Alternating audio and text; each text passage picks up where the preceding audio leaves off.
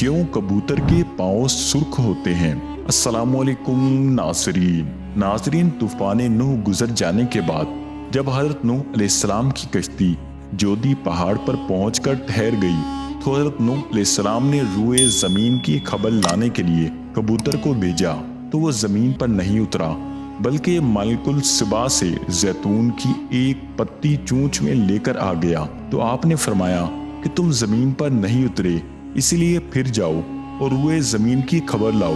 तो कबूतर दोबारा रवाना हुआ और मक्का मुकरमा में हरमे काबा की जमीन पर उतरा और देख लिया कि पानी जमीन हरम से खत्म हो चुका है और सुर्ख रंग की मट्टी जाहिर हो गई है। कबूतर के दोनों पाँव सुर्ख मट्टी से रंगीन हो गए और वो उसी हालत में हजरत नूह अलैहिस्सलाम के पास वापस आ गया और अर्ज किया कि ए खुदा के पैगंबर, आप मेरे गले में एक खूबसूरत तोक अता फरमाइए और मेरे पाँव में सुर्ख खज़ाब मुरहमत फरमाइए और मुझे ज़मीन हरम में सुकूनत का शर्फ अता फरमाइए।